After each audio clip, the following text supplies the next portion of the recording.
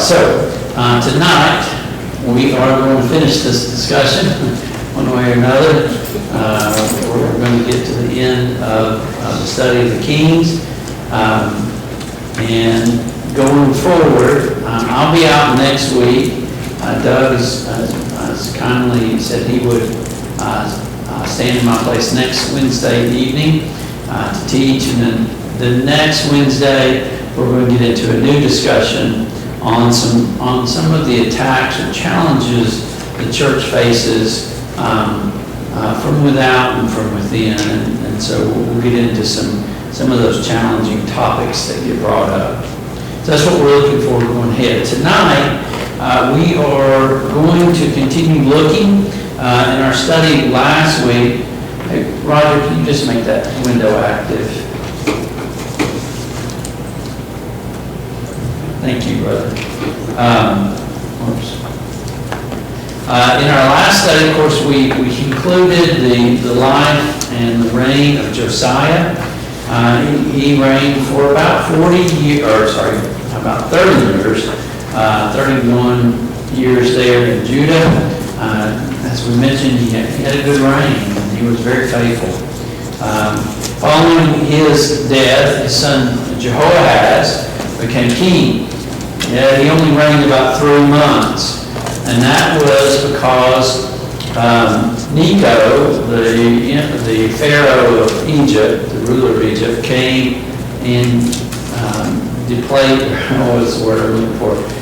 He took him out of his place, and he set up another son of Josiah, Jehoiakim. We began to look last week. He began to reign in about 608, and he reigned about 11 years until about 597. Those dates are really important. And when we talk about the history of Judah, we'll get into that as we get started tonight. So, Jehoiakim, as I mentioned, we're going to finish that up. He reigned about 11 years. And then we'll get into Jehoiachin. There's another one. He reigned for about 3 months.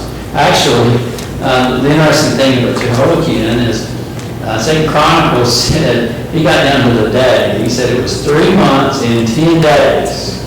So he was very specific in his rendering of that in about 597 BC. And then we'll look at Zedekiah or Mattaniah.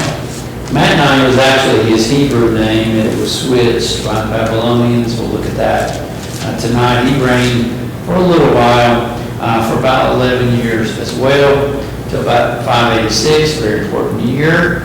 And then we'll look at another guy with that. I don't have him up here, but I'll have him up later. See if I can pronounce his name. Gedaliah. And we'll talk about him in just a little bit. So let's look at Jehoiakim. Again, let's go back to 2 Kings 23, 34. At the end of that chapter, the text tells us, and Pharaoh Necho made Eliakim. I didn't put this name up there, I probably should have. But again, Jehoiakim, his actual Hebrew name was originally Eliakim.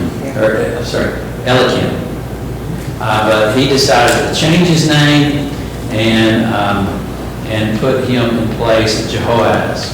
And then he takes Jehoahaz away, and there he dies in Egypt. And so the Egyptians get into the Judean politics of the day. Now, what's important to remember here is what's going on in the world at the time. Let me give you, I've got 2 charts. I'm going to give you the one, Doug, that you collected for me. If he'll pass those around. I want you to notice a little about the dates here. I'm going to get him to pass that one around, and then I'm going to get another one going. I've got 2 charts for you. You did on the way up here after this one passed. I can take that one and pass this back. Just go back. I appreciate it. You need one? I've got one, brother. So, this first chart is a timeline. Well, both of them are timelines, but this one is, he's got some different events on it. They're slightly different in their information, the two charts. But if you're looking at this one, I don't have it up here on the board, but I want you to notice it starts back before 600 BC. Now, what's our time frame we're looking at? The Jehoiakim. What was the dates? 608 to 597. So this really gets us in the time frame here. Who's the prophet of the day, or who are the prophets? Jeremiah and Daniel. So you see that slight overlapping of those two. Daniel's important. Why? Or they're both important. But what's significant to remember about Daniel? He was exiled to Babylon. Yeah, so his whole writing deals with what? The exile to Babylon and then on into the Medo-Persian Empire. So, but he begins with being exiled. He was one of the original ones. So we're going to come back to that. So just so you hold that chart there. So what's going on in the world at the time, though? What happens in 612? 612, you said it last week. Babylon and Assyria battled. Yeah, so the fall of Nineveh, and Nineveh is right here. The yellow is the Assyrian Empire, right? So it's a little bit wider than the Babylonians. It's also a little bit more northern. But Nineveh was the capital of Assyria, which is where Jonah was sent, was to Nineveh. I think about 100 years before this, about the approximate dates of Jonah.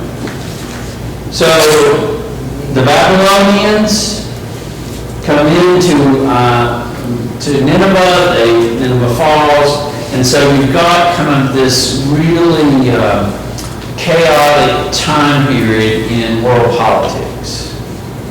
Now, this little window gives Egypt a little bit of time to kind of get its nose stuck into world politics as well. It won't rise to the power of Babylon, but there's a shakeup. And so they're pushing some of their power onto Judah. And you notice Judah is a lot closer. Jerusalem's a lot closer to Egypt. And so they're able to come up there and to bully them about. And it happens a couple of times. But here you have Necho's side. I'm going to replace the king while, I don't know, the Bible doesn't tell us what his intentions are behind it. He wants to influence Judah. So, 612. Fall of Nineveh, very important day. Okay. That's a change in seed, right, in world power. So the Assyrians were world powers prior to 612. 612, the Babylonians come up and say, no longer are you the world power. Now it's us. Now, if we go to 2 Kings 23:36, it says that Jehoiakim was 25 when he began to reign. And he reigned 11 years. If you look on the chart up here on the board, of course, you'll see Jehoiakim. Well, first it was Jehoahaz, rightly descended just under Josiah, but then it was given over to Jehoiakim. Well, eventually Jehoiachin will become king just for 3 months, and then a third son of Josiah will become king, Zedekiah. Oh, that makes a lot of sense, right? Yeah. We'll try to unpack some of this. Again, the text really notes him as these 4 kings, none of them rise to what we call to be a good king. In verse 37, 2 Kings 23:37 just tells us straight out, right? He did what was evil in the sight of the Lord, according to all that his fathers had done. Of course, not talking about his father, Josiah, but men like Manasseh and Amon, those guys, he followed in their path. Not a lot about him But there are a couple of things we just note. Again, talking about Egypt, trying to get into Judean politics or to exert influence over Judah. Verse 35 tells us what? Jehoiakim gave the silver and the gold to Pharaoh, probably indicating that that was something that Jehoiachin would not, or not Jehoiachin, but Jehoahaz would not do. And so they said, okay, well, you're out. We're going to put this other guy in place. That's just my reading of it. But Jehoiakim says, okay, I'll do that. And then he did that and more. He exacted the silver and the gold of the people of the land from everyone according to his assessment to give it to Pharaoh Necho. So they're paying basically mafia tax to Egypt.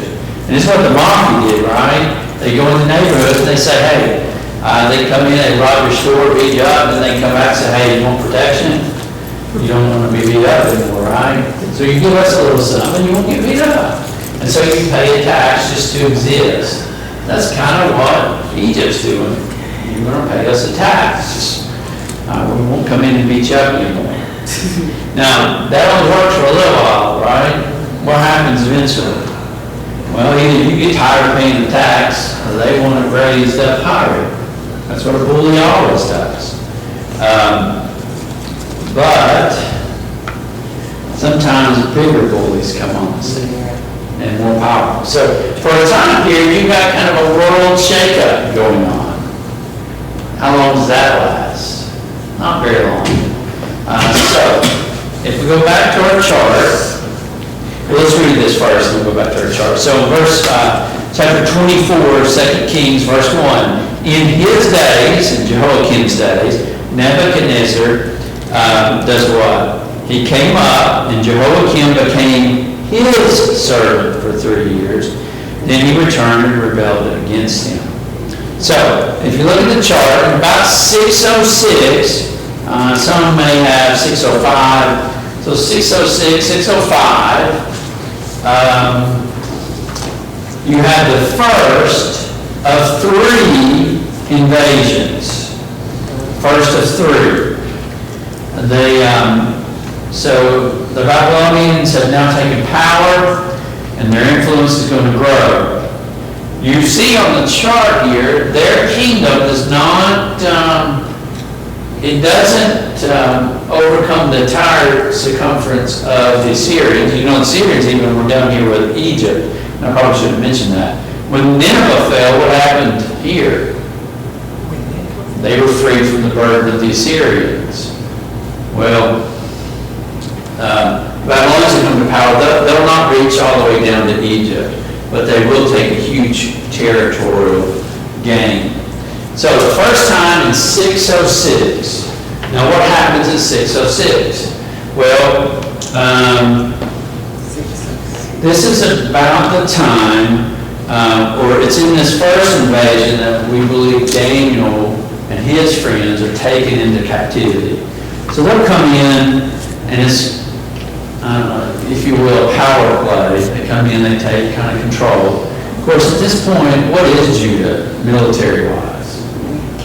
They're very weak. They're very weak. They've already been beat up by the Egyptians. They're really, it doesn't seem like to me much of a fight was put up.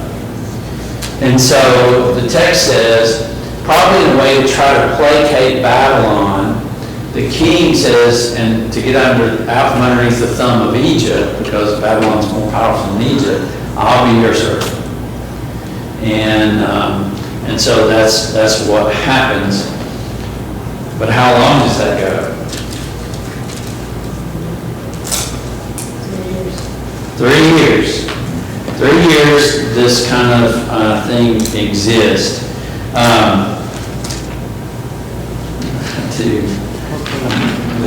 I did stuff for myself. All right, so if you go to 2 Chronicles 36, sorry, we'll be flipping between the two. I hope you've had a chance to read those chapters. But 2 Chronicles 36, let's go to verse 6. The text says, against him, against the king, Jehoiakim, Against him came up Nebuchadnezzar, so again, he's telling that thing, king of Babylon, bound him in chains to take him to Babylon. Nebuchadnezzar also carried part of the vessels of the house of the Lord and put them in the palace of Babylon. So after about 3 years, they come again in the second invasion in there. And this time they take the king with them. So if you look on your chart here, again, it has about 597, you give or take a little bit of time. Can't be super exact with the time frame, but in about some, you might see 603, 597, somewhere in there. They come in, they then exert more control over Judah. If we go back to 2 Kings 24, sorry, I'm having to piece these together to get a fuller picture. But 2 Kings 24, verse 2. The Lord sent against him bands of the Chaldeans. Who are the Chaldeans? Babylonians. Those are synonymous with one another. And bands of the Syrians, and bands of the Moabites, and bands of the Ammonites, and sent them against Judah to destroy it, to the word of the Lord that he spoke by his servant the prophets. Surely this came upon Judah at the command of the Lord to remove them out of his sight for the sins of Manasseh, according to all that he had done, and also filled the innocent, also for the innocent blood that he had shed. For he filled Jerusalem with innocent blood, and the Lord would not pardon that. So God, because of the sins of Manasseh, what he did, and I think it's significant, he purposely mentions the innocent blood. You know, I can't help but think about Matthew 18. Matthew 18 say, when the little children are trying to come up to Jesus, what do the disciples do? They turn them away. What does Jesus say to them? He rebukes them and says what? Let them come. Let them come. My kingdom. Unless you become like one of these, you cannot enter my kingdom. And then he goes on to say, if anyone would harm one of these little ones, it would be better for him to have something tied around his neck, away, and thrown out to the sea. The innocent, God wants and has a strong desire to protect the innocent. And that innocent blood cried out to him. I think about when God confronts Cain after his murder of Abel. What does God say to Abel about that? What? His blood cries up to him. The innocent blood of Abel. I'm adding the word innocent, but I believe that's implied. The innocent blood of Abel cries out to me. You killed him. And so God is coming to punish. So if I can say the dates here. So 606, you have the first invasion. 597 approximately, you have the second. I think it's the 603 and 597. You have the second invasion. So now twice they've come in. And then the second one, they take the king captive. Let's see. Let's go on to verse 5. Now the rest of the deeds of Jehoiakim and all that he did, are they not written in the books of the Chronicles of the kings of Judah? So Jehoiakim slept with his fathers, and Jehoiachin, his son, reigned in his place. So you've got this transition in place here. It also mentions this in 2 Chronicles 36-38 about his passing. I wanted to note one thing is it notes the abominations that he did. Those are strong words.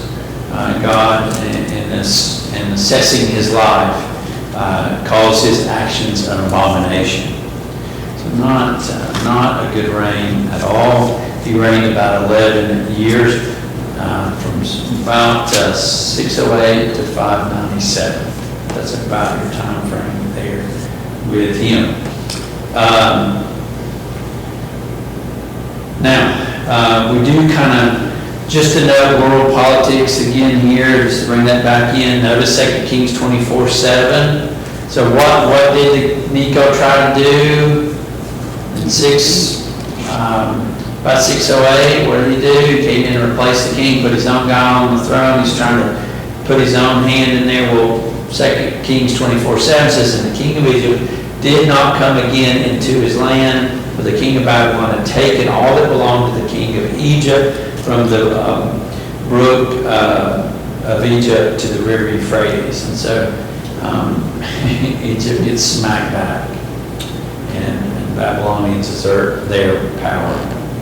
You think that might have been tied to part of the punishment of Judah? Because some of Judah, even Jeremiah talks about the people running away from Judah and going to Egypt, thinking they were going to escape the king of Babylon. And lo and behold, Jeremiah tells them, the king of Babylon's going to come down here and set up right over this stone here where you're at, you know.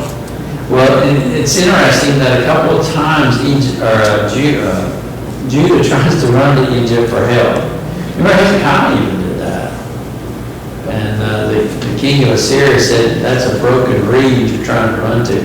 But it's amazing that Judah kept kind of doing that when all Egypt had done to them.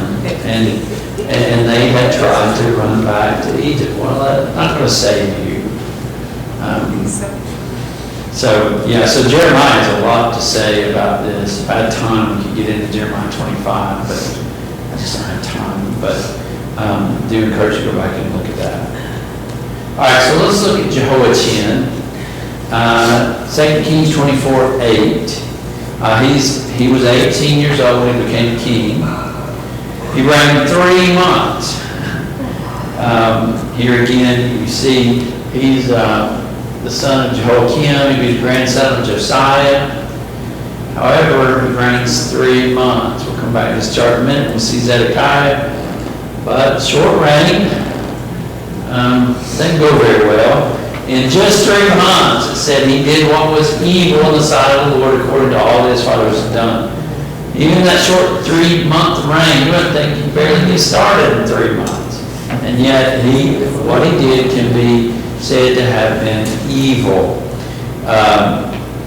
It said, 2 Chronicles, so what year are we?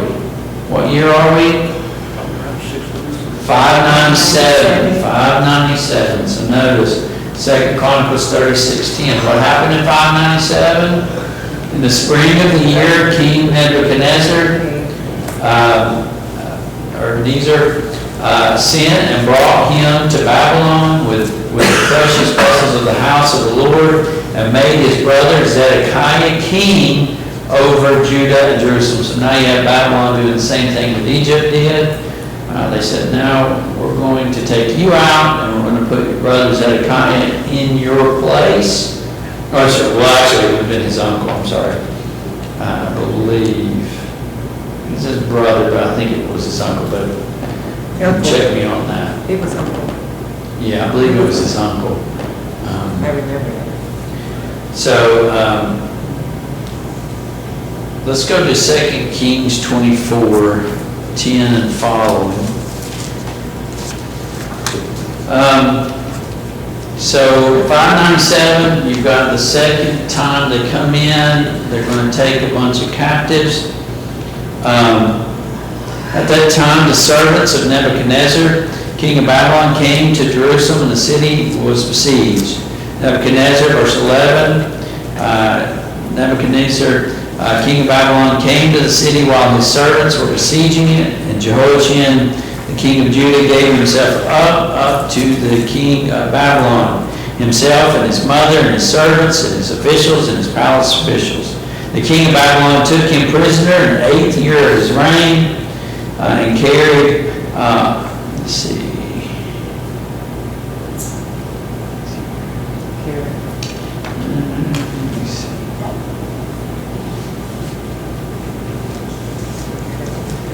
This 8th year, I need to check on that date. It said 3 months. I need to look at that year. Why it says 8th year. Oh, it's saying 8th year of Nebuchadnezzar's. I got it, sorry. I had to read that again. and carried off all the treasures of the house of the Lord, and the treasures of the king's house, and cut in pieces all the vessels of gold in the temple of the Lord, which Solomon the king of Israel had made, as the Lord had foretold. It says, it goes on in verses 14 to say that he took away 10,000 captives, all the craftsmen and the smiths. Now, why would he especially be interested in the craftsmen and the smiths? Can't rebuild anything now. What? You can't rebuild anything, can't keep it up. Yeah, and also, he would use them. Right, he would put them, he would take them away from Judah and put them into his own service. I want to note something he does in just a minute that we can learn from Daniel. It says, none remained except the poorest people of the land. He carried away Jehoiachin to Babylon, and then it goes on to say that he did all those. He even got the men of valor, about 7,000, about 1,000 craftsmen and metal workers, all of them strong and fit for war. Verse 16. Verse 17, the king of Babylon made Mattaniah. So Mattaniah is actually who? His uncle. See, I don't know why the earlier it says brother, but it was his uncle, Mattaniah, and he's Zedekiah is what the name that they give him. Now, there's something interesting that I think is important to note here. What the Babylonians did whenever they took a nation captive, what did they do? Transplant. They would, okay, so one of the big things, now the Assyrians did this too. I'm going to show you, the text shows us that the Babylonians went a step further. So that when the Assyrians came in, they then took them and put them all around in here. They took away the captives, took them out of their land, all the Israelites. Well, when Babylon came in, they did the same thing, but they did something else. Changed their names, didn't they? Yeah, so,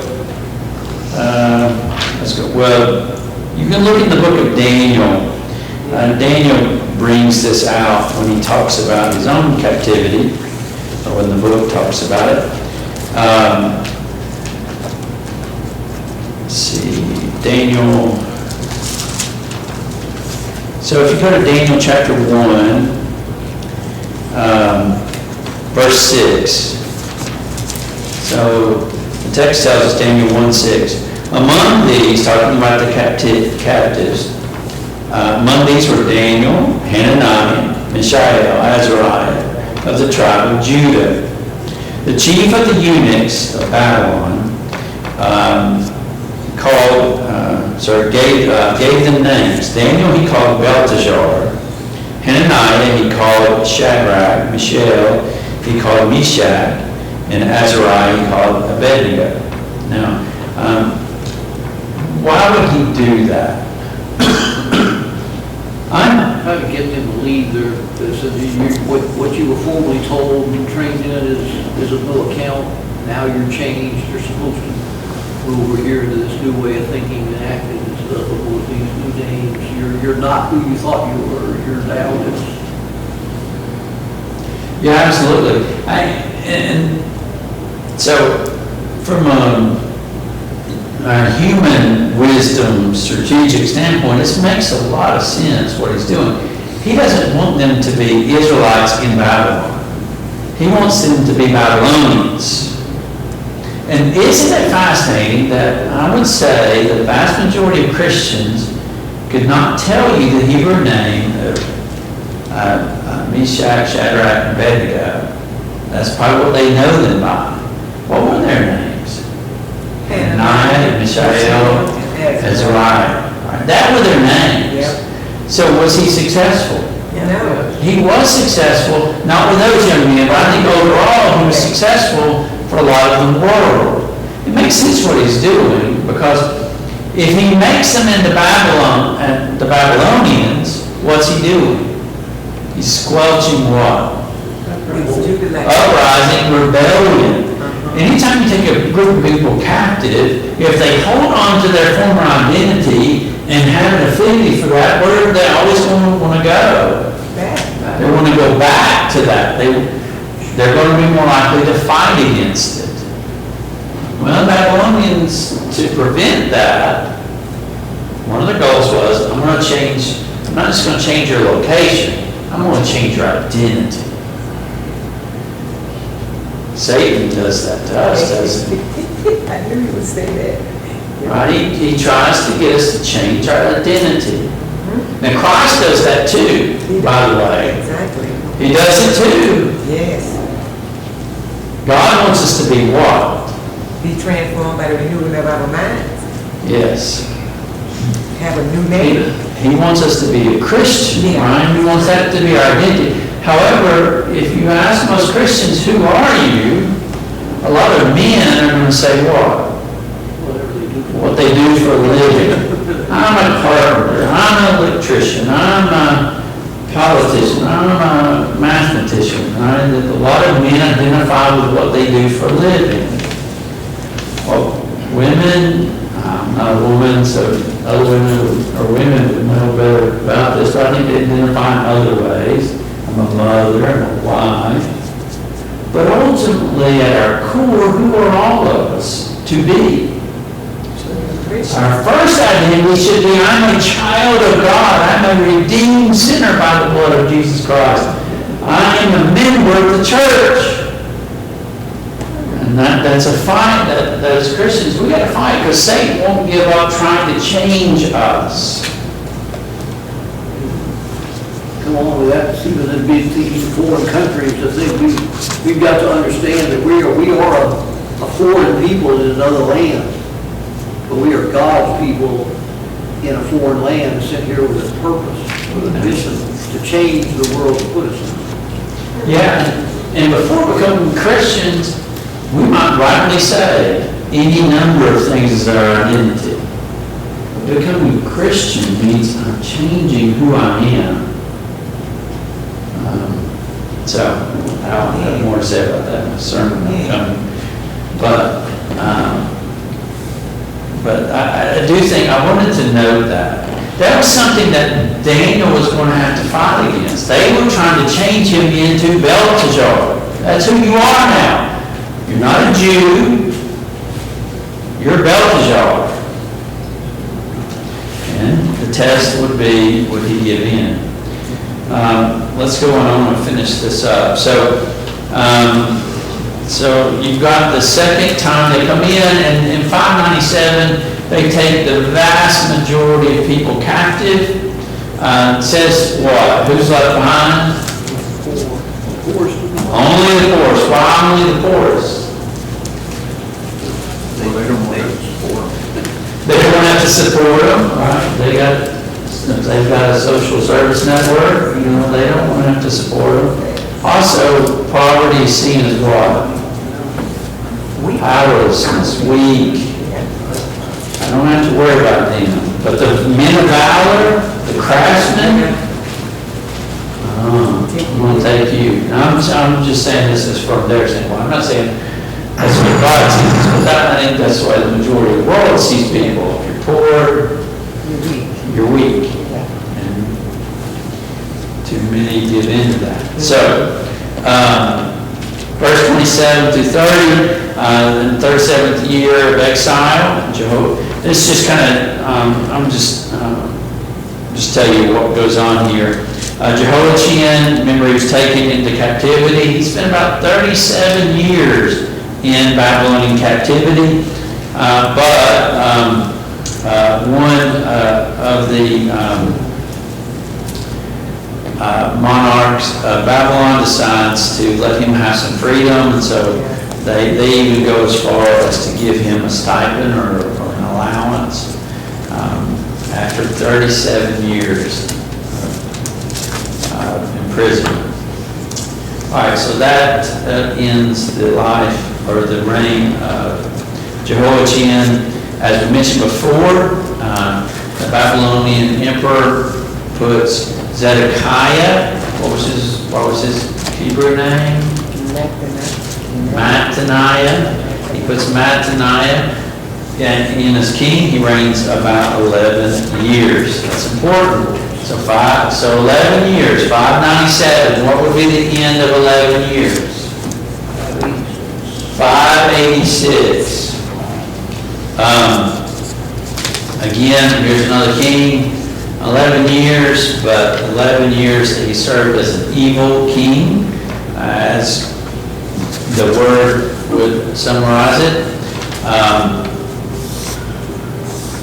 You see here, he's the uncle of Jehoiachin, he's the son of Josiah. So you have now 3 sons of Josiah reign as kings. Again, he wasn't a good king. It goes on to say about him, he did not humble himself before Jeremiah the prophet. Jeremiah the prophet was prophesying during his time period. He tried to get him to repent, he would not. Verse 19, he did what was evil in the sight of the Lord, according to all that Jehoiakim had done. So you have mirror image reigns of evil between him and Jehoiakim. And so God finally sends this last invasion. Verse 13, he also rebelled against King Nebuchadnezzar, who had made him swear by God, and stiffened his neck and hardened his heart, turning to the Lord, the God of Israel. So really had nowhere else to turn.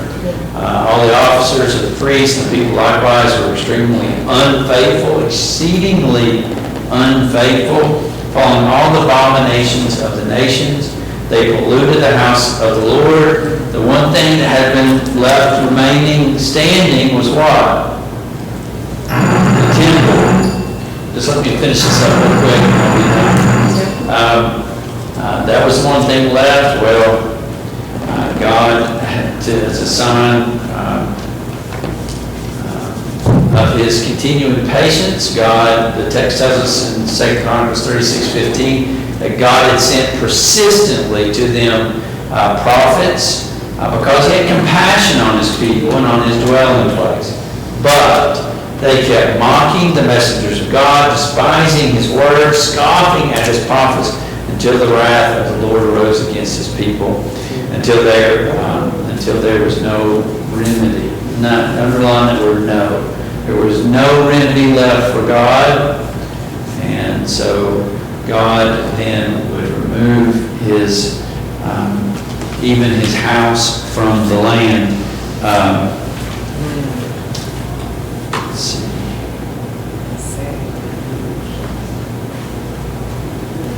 So in 586, we don't have time to go through it all, but again, go back and read it.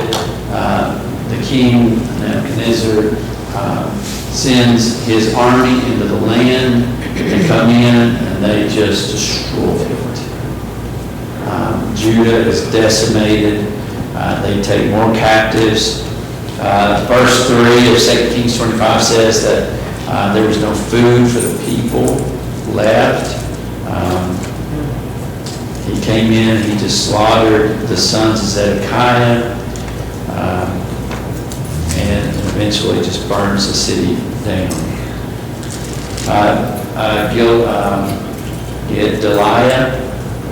Gedaliah was made governor.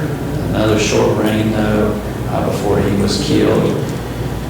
And then we end on one positive note. 2 Chronicles 36 gives us this, and we'll be done. Proclamation of Cyrus. Who's Cyrus? King of Persia. King of Persia. Yeah. He is the first king, and he allows the people of Judah to go home. He sends out a proclamation. Who can tell me who led the first group home? Okay, who was actually? Zerubbabel. Zerubbabel. Right, Zerubbabel leads them back. What does Zerubbabel do? He leads the people back. Eventually, Ezra is sent. Sin brings another group of people. What do they do? What did they do? Oh, this is important. They're the priests. They rebuild the temple. Oh, yeah. They rebuild the temple. So remember, Zerubbabel brings the people home. Ezra rebuilds the temple. Then Nehemiah Build the wall. rebuilds the wall, and then the law is read. So remember those three. We got What books would you look at for those? Ezra and Nehemiah, yeah. Ezra and Nehemiah. All right. Thank you all so much. I've enjoyed this study immensely. But as all good things must come to an end, I guess. Y'all are breathing inside. We get to move on to something different. We'll go do that. We'll dismiss for just a moment and we'll begin our devotional time. Thank you, brother. Thank you. Okay.